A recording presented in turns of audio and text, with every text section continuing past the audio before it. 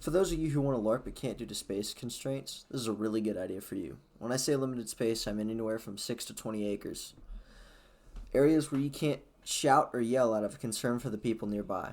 It's a long and way more boring experience than you think it is, but I guarantee you, you can train almost everything you need without the ability to make loud noises and then some.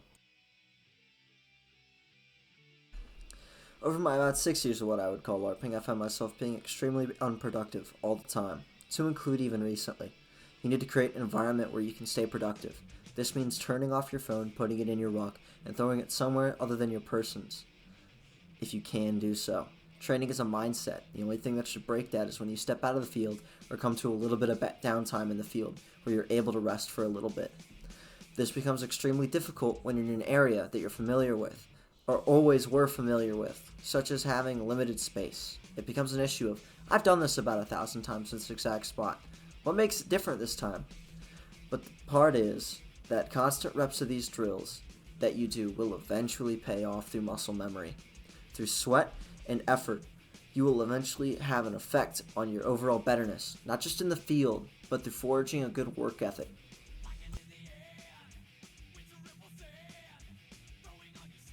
Safety, even without the ability to use live ammo, is important. In your training space, you should at least try to know the property owners before training there. Thankfully, in my spaces, I grew up around all the people whose property I train on, but it's still close to a public trail. So being conscious of things that you say and being seen is important. This includes law enforcement. I highly recommend that if you're under the age of 18, that you use airsoft replicas. And if your state allows for you, if you're 18 or 21 or older, to carry a sidearm, so that you're not left completely naked in an emergency where you might need to protect yourself. Being noise conscious is important as well. Knowing who might be hearing you run through the woods, saying what you're saying, and hearing what you're doing is important.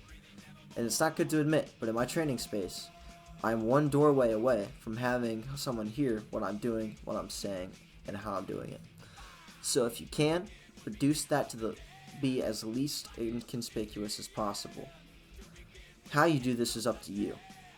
But for us at least, we try to stay closer into the property lines of the people that we know and who allow us to train on their property, so we're not being a bother to innocent bystanders.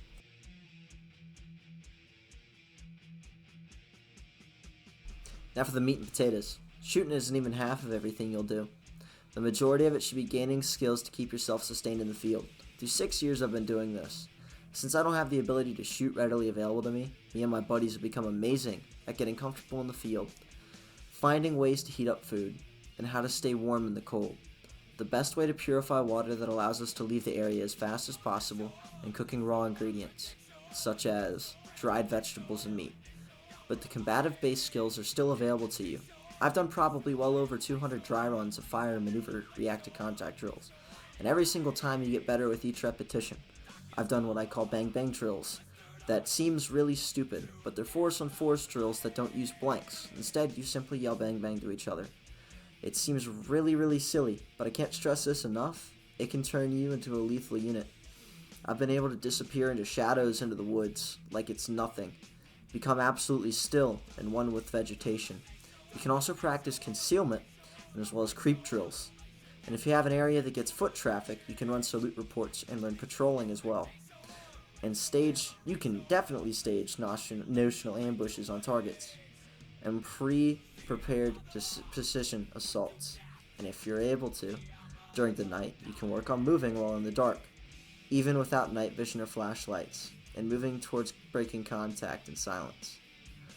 And as well as it'll help you adapt to learning the different sounds between, let's say, a branch falling off of a tree and a coyote's footstep. Trapping animals is also a very useful skill that you can use, and I mentioned purifying water already, but I can't stress that enough. It's also open and available to you. All in all, there's so much you can do with a short amount of time and a limited space and resources.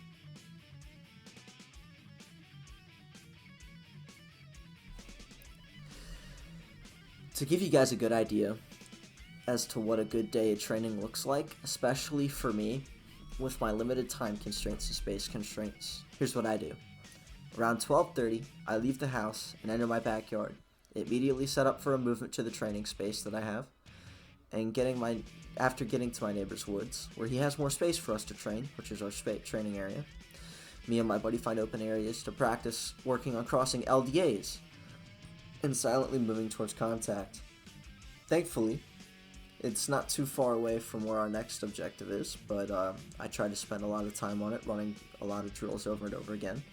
But at around 12:55, a good 20 minutes later, we'll set up our camp stoves in an area that looks good enough to eat at, preferably with either security or nice scenery, depending on how you want your day to go.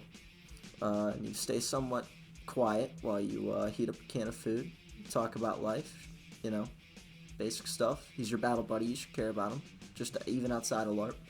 And besides that, you plan your training day out from there.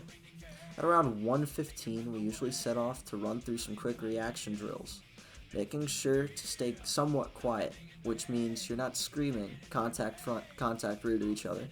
You're kind of just saying it at a regular above room volume.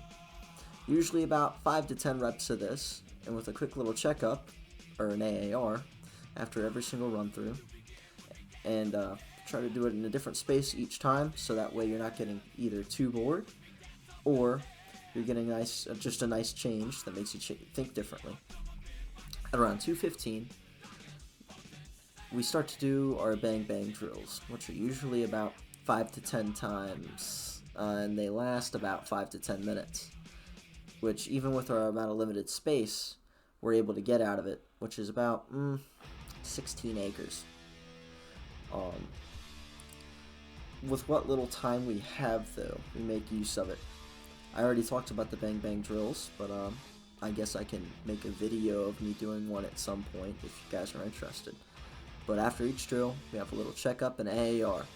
At around 5:30, we conduct simulated ambushes on notional targets, working on bounding towards and back from contact, usually about 3 times. And they last about 3 to 6 minutes, but usually they run over a lot because I try to maximize out the space and get the cardio pumping on these. Each time, we'll do an AAR at the end of each rep. At 4:15, we settle down for a little bit, get some more food in us, hydrate, set up an LPOP. Doesn't have to be anything good. It could just be pile vegetation in front of where you're staying at to make yourself inconspicuous and hidden. Start doing salute reports on hikers and stuff like that. And then besides that, you get ready for a long form patrol. At 5:15, we put on our rucks and set off again after maybe an hour of rest. Usually it's a lot less than that. And then from there, we patrol into the end of the training day, which is at 6 for us. Usually this encompasses passing challenging terrain and forcing the patrol leader to make tough decisions as to get around to control tough terrain, such as LDAs, fallen trees, and stuff like ruins. Usually we'll throw in some reactive contact in the mix to get us used to throwing off our rucksacks and stuff like that. At 6, we step back into the house, which isn't that far away from where we train, offload our gear, unless it's an overnighter, of course. In which case, we repeat everything we just did in the dark with an extra little bit of time accounted for to be able to get water and food from the patrol base or from the woods itself, which would mean foraging, trapping, or doing any manner of procuring food and water.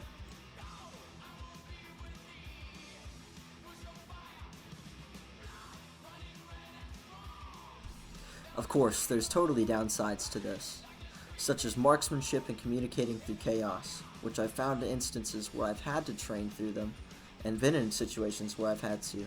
Very lacking. But all these skills can't be neglected if you're going to really go anywhere.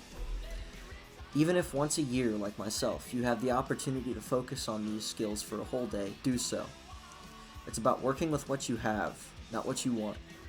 You'll notice in my training schedule that how every single moment of my day is focused on something.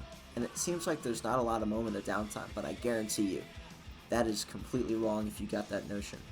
Mostly from a lack of time optimization, you really get that slow, trudging feeling every single training, where you stop, you feel unproductive, and then you get back into it. It could be somewhere as close to even taking 10-minute breaks, which is very, very, very, very unproductive in our circle. But I guarantee you that if you're doing it solo as well, that increases tenfold. I can't tell you how many times where I've been like, I'm not making enough room here, so I guess I'll use this opportunity as well to take a quick break, or I'll find myself taking a quick break and end up deep into a book that I might have in my rucksack for entertainment. But once again, due to the fact that I don't train solo often, I kind of use that as a self-betterment opportunity. But you'll notice that the lack of time dedicated to each activity as well. This is because of time constraints. For younger people in the audience like myself, you might have to go to school the next day, or for your old ones, you might have an opportunity to only go on a Saturday, where you might have to go to church early in the morning, also like young ones, which you should be going to. So I've found that 12 to 6 works best for me. But at the same time, if you have opportunities to take overnighters, don't let them go by, take them. The same goes with opportunities to train, just in general. Thankfully, I'm in a spot where I can get out in the field just about every Saturday from 12 to 6, and I get overnighters at least once a month.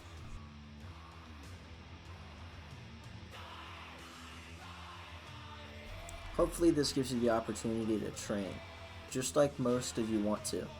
But don't be stupid with it, use some common sense. Off script. If you're able to really do anything that you can really get out there and actually get really good training, don't let that go by, as I stated earlier.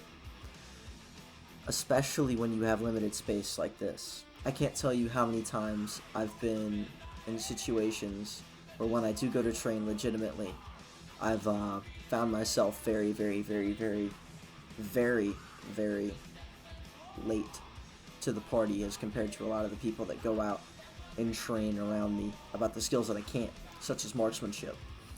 I can't tell you how many times that I've showed up to the range, my rifle's been out of 0, and I've spent the entire day zeroing it, rather than going out there and training productively. I can't tell you how many times I've gone out there and I've figured out that I came with a lot less ammo than I needed to. I came to the range and I realized that maybe I forgot an important tool that's essential to shooting, such as maybe a adjustment tool for your irons. So at the same time, do not neglect anything that you can't cover, or that you know you can't cover. And if you're in an opportunity where you can train like that, good on you. But there's a lot of us out there that really can't get those opportunities, such as myself. So, with that being said, hope you guys have a nice day. And, train. Just get out there and train.